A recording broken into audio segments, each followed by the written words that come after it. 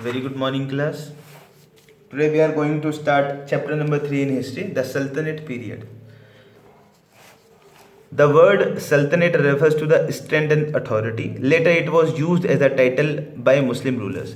वैसे सल्तनत वर्ड का मीनिंग होता है स्ट्रेंथ या अथॉरिटी, लेकिन जो मुस्लिम लीडर्स थे इन्होंने इसको, जो मुस्लिम रूलर्स थे इन्होंने इसको एज अ टाइटल यूज़ किया।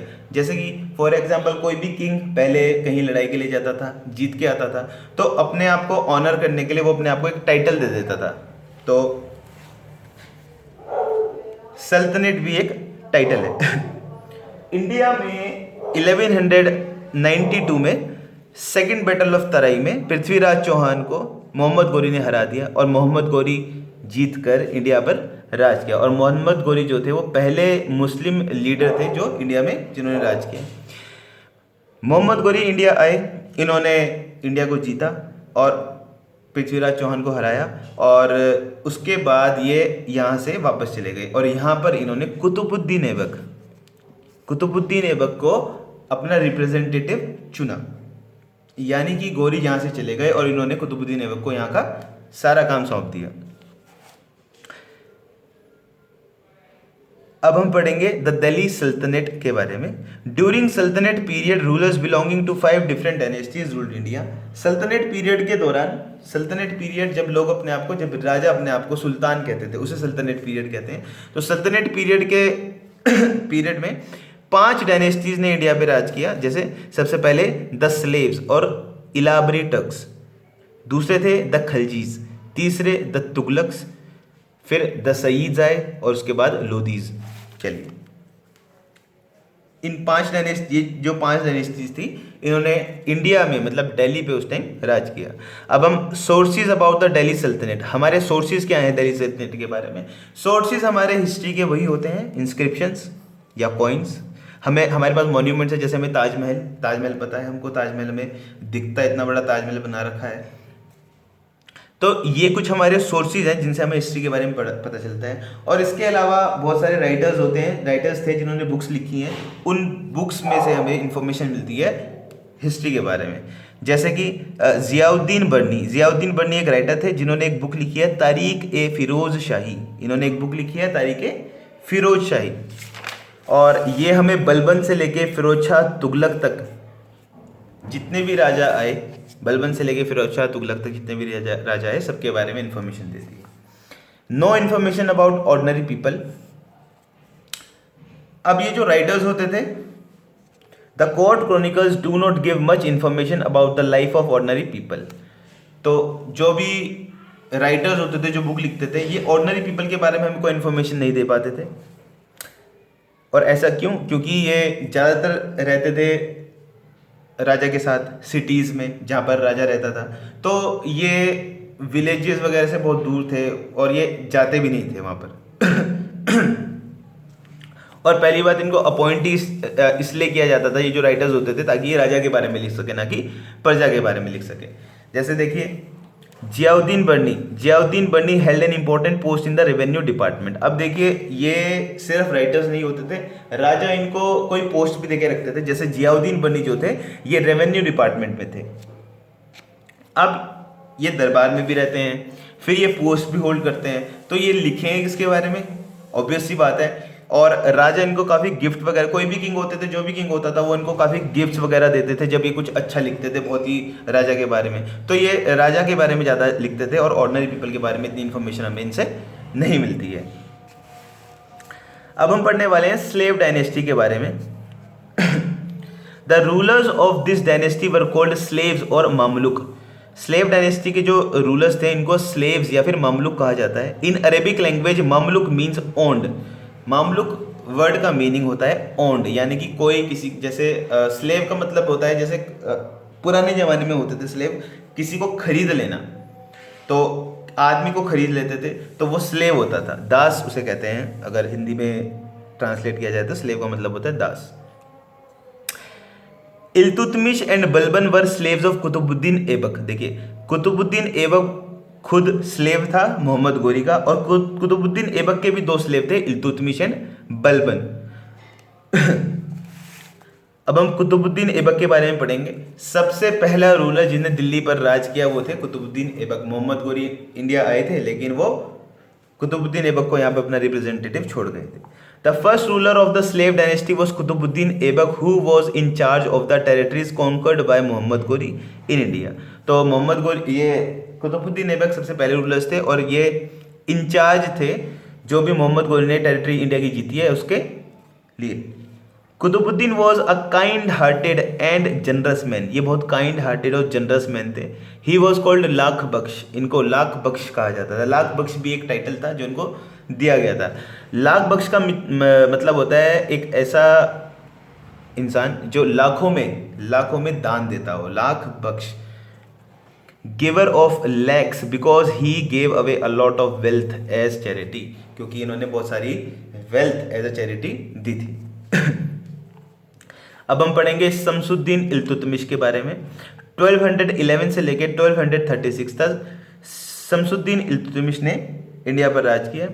The construction work of Qutub Minar was started by Qutbuddin Aibak and later completed by Iltutmish. Delhi में कुतुब मीनार जो था वो बनाना स्टार्ट किया था कुतुबुद्दीन ऐबक ने, इसीलिए इसका नाम कुतुब मीनार है। लेकिन इसका काम जो कंप्लीट कराया था वो इल्तुतमिश ने कराया था। Shamsuddin Iltutmish was the son in law of Aibak. ये जो इल्तुतमिश थे ये कुतुबुद्दीन ऐबक के सन इन लॉ थे। He is considered to be the real founder of Islamic empire in India, और इल्तुतमिश को इंडिया में इस्लाम का फाउंडर माना जाता है। He ruled from 1211 to 1236 AD। Under his rule the slave dynasty was able to find a strong footing and established itself as an important kingdom. He not only suppressed the rebellious chief and nobles but also his powerful rivals like Yildiz and Qabacha and the Khaljis of Bengal to protect the Muslim empire in India. देखिए जो इल्तुतमिश थे इन्होंने India में 1211 से लेकर 1236 AD तक राज किया। इन्होंने सिर्फ इंडिया पे राज ही नहीं किया, इन्होंने अपना जो टेरिटरी थी उसको एक्सपेंड भी किया। इन्होंने कुछ पावरफुल रूलर्स राइवल्स इनके बताए गए हैं, यल्दोज एंड कबाचा, इनको भी हराया। और इन्होंने बंगाल के जो खलजीज थे इनसे भी अपने जो इनकी टेरिटरी थी उसको बचाया। North instead of Lahore he made Delhi the capital and centre of Muslim empire. इन्होंने लाहौर से हटाकर दिल्ली को अपनी कैपिटल बनाया। Iltutmish introduce the silver tanka and the copper jital, the two basic coins of saltanat period. और इन्होंने दो कॉइन निकाले जिनका नाम है टंका और जिटाल। ये कॉपर का होता था, जिटल या जिटाल, कुछ भी इसको प्रोनाउंस कर सकते हैं। Iltutmish completed the construction of Qutub Minar in Delhi started by Qutbuddin Aibak. He introduced the Iqtidari system, division of empire into iqtas which were assigned to the nobles and officers in lieu of salary. अब इन्होंने क्या करा, इन्होंने अपने जितनी भी territory थी, जितने पर भी इनका राज था, उसको डिवाइड कर दिया इक्ताज में। इसे इक्तादारी सिस्टम कहते हैं। जैसे इंडिया छोटी छोटी स्टेट्स में, छोटी छोटी सिटीज़ में डिवाइडेड है, ऐसे ही इन्होंने अपनी टेरिटरी को छोटे छोटे रीजन में डिवाइड कर दिया और वहाँ पर इन्होंने असाइन करे नोबल्स मतलब ऑफिसर्स इन्होंने असाइन करे वहाँ पर, जो कि जिनको ये सैलरी देते थे।